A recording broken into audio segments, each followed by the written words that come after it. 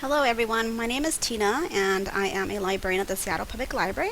I was also a UW iSchool student several years ago, so that makes me super excited to be talking today about urban fiction. By the end of my talk, I hope that you're able to gain some knowledge and resources and information about the world of urban fiction. So let's get started. So what is urban fiction?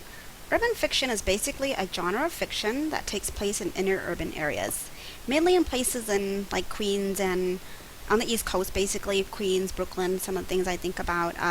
There is a influence of hip hop culture in urban fiction. Most of the characters that are in urban fiction are living in poverty and dealing with lots of social economic injustices. Urban fiction also contains explicit language, violence, and sex.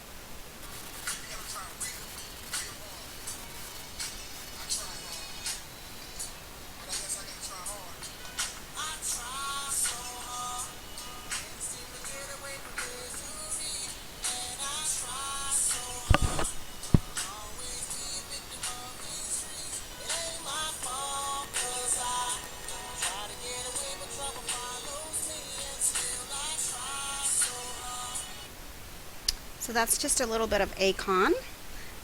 So urban fiction really is about that street life. Most urban fiction books are set in inner city urban areas, so geography and setting is quite important. The majority of urban fiction, at least the ones I've read, are set on the East Coast. So again, you think of places like Queens and Brooklyn, New York, mainly in what is referred to as the hood, otherwise known as the projects. Urban fiction is also known as street fiction because of its strong reference to surviving and survival on the streets and making money through any means possible. Every day I'm hustling. Be encouraged, stay on your hustle, and you can't fail until you quit. That's a quote by Russell Simmons. So, besides just surviving on the streets, many of the characters in urban fiction book are looking for ways to make money, what they refer to as their hustle. The hustle contains or deals with anything from dealing with drugs, selling counterfeit items, to prostituting themselves, often just to survive. Urban Fiction Dictionary defines hustle as anything you do or have to do to make money. So, besides surviving on the street, hustling is another term that's often used in urban fiction and refers to any way that one makes money legitimately and illegally. So, I became interested in urban fiction after seeing so many of the books fly off the shelves. I was a shelver at the Rainier Beach Library over a decade ago, and I just remember that every time we did a pull list or we had people coming in, they were always asking for, well, many of the young adults at least were asking for Omar Tyree's book. At that time it was Fly Girl, and I think at that time also the Zane book started coming out too. So people were always asking for the urban fiction book, and I just became curious, so I asked a couple of teens one day what it was about urban fiction that they enjoyed, and one girl said to me, well, you better read Omar Tyree's Fly Girl book and then let me know what you enjoy about it. So I finally borrowed a copy of the book from one of my cousins, and it was definitely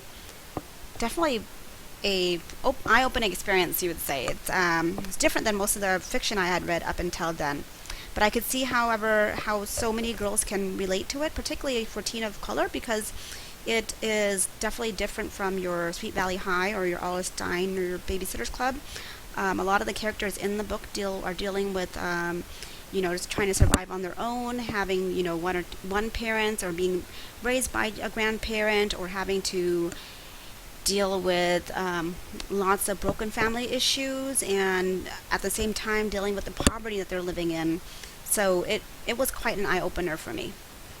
So I do have a few book suggestions for anybody who's interested in reading their first urban fiction. The first one I'm going to talk about here is Push by Sapphire. It was one of the first books I read after Omar Tyree's Fly Girl book. It is about a 16-year-old illiterate girl named Precious Jones. I think you might remember the movie Precious that came out several years ago, starring Mariah Carey. The movie was actually based off of this book by Sapphire. So Precious Jones was a girl who was sexually and verbally abused by her father and her mother. To top it off, her mother was almost encouraging to the father. So she had a really difficult life. She was, due to her father's abuse, she was pregnant with 2 children, and became a mother at the age of 16. This book was a the first time I read it, it shocked me to the core, not because I didn't know that these things happen, but because the way it was written and how the story it was told. It felt real in a different kind of way that I've never felt before, and heartbreaking, especially in the areas that were told through Precious. Because of her illiteracy, she wrote a lot of the book. A lot of the book was written phonetically too, and it was the way that she would see words, or the way she would read words at the beginning of the book. And things change. She was introduced to an alternative school, and quickly there was a change of events in her life. But it was quite an eye-opening experience with this book for me, because I had never read a book like that prior to this, and it got me interested, and I did pick up a couple more books after this, to say the least. So Fly Girl was the book that I had referenced earlier, and it was the book that several of the teens had recommended to me. And it basically, I won't talk too much about this book. It's about it is about a teen girl named Tracy Ellison, and it captures her life through her teen years, and it really captures what it's like to be an African American teen, through the culture, through the language, and how young girls deal with sexuality and those kind of more inner urban environments.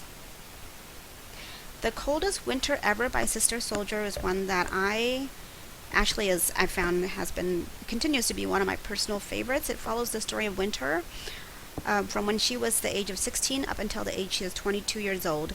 Winter is what you can call the queen of the hood. She lives in the hood, specifically Brooklyn, New York. And so she's privileged not because of her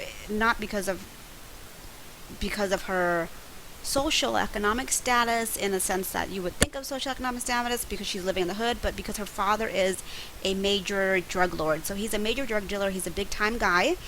He makes lots of money, so everybody in the hood knows not to mess with Winter, her sister, and her mother.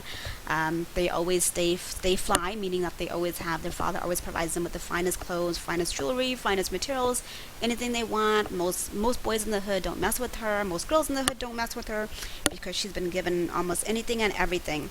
However, because her father is such a big time shot caller, he does make some enemies along the way, and they have to move out of the hood. And this creates lots of change for Winter, who has never been out of the hood before. And during this time, there was a whole change of events. Something really horrific happens to her mother. Her father finally gets busted, and he is taken away, and Winter is then forced to take care of all of her siblings and herself, and that was a huge change. So all of a sudden, she has to deal with being the primary caretaker for her siblings, as well as taking care of her mother, and the choices she makes and the consequences that follow really takes a severe turn. So here's some of the reasons why readers of urban fiction are attracted to urban fiction. A lot of them can relate to the characters in the novel. The characters often come from poor upbringings, broken home families, and have to deal with survival on the streets on a daily basis.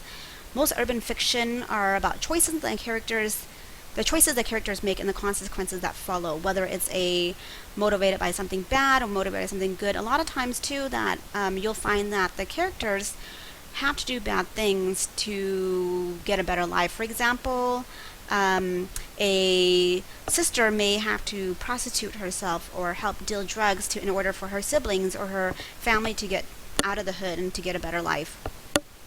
And one of the things that I have really appreciated about urban fiction is the culture of keeping it real. I think that's something that has always stood out at me when I read urban fiction. And the culture of keeping it real means keeping things in perspective, not shying away from oneself, and showing something as is.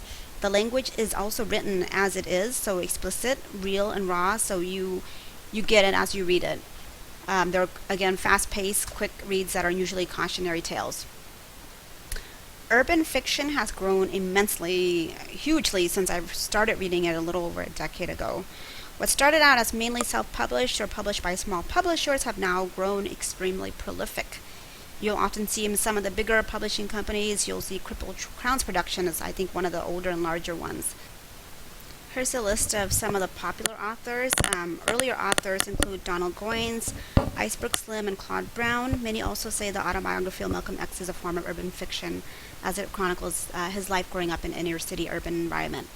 The revival of urban fiction in the 90s brought on authors such as the ones I mentioned earlier, Omar Tyree, there's Sister Soldier, Zane, and Terry Woods. And there's been, since then, has the list of popular authors have really, really grown. I've just included some here that have been a little more prolific than some of the other authors. But Nikki Turner, Joy Deja King, Tara Woods, Nikki Swinson, Wahida Clark, Junichi, and Kay Wan. There's also a fairly equal distribution of both female and male writers for urban fiction, which is great. So I've just included here some popular series that I have seen around the last couple of years. So there's the Bitch series, the Girls from the Hood, the Thug series, and True to the Game series. So funny story, because a lot of these titles, especially with the Bitch series, so I had a patron call in, and this is about a year ago, I want to say, and she asked me if we had any of the Bitch series on our shelves, and I looked it up for her, and she wanted me to read all the titles that the library owned. And mind you, I was on the reference desk, so I really tried to avoid saying the series out loud, but she kept saying that she couldn't hear me, and I don't know if she was getting a kick out of me saying, the word, but all in all, we ended up placing all the books on hold for her, and she was quite happy with that.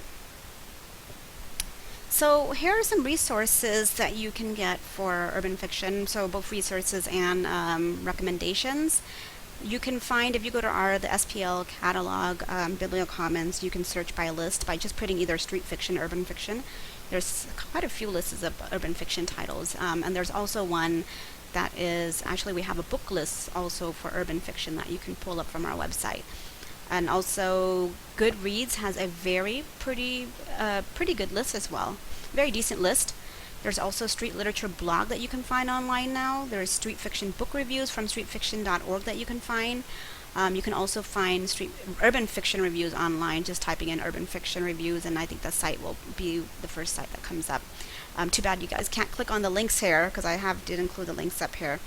And again, library catalog, search under lists, urban fiction.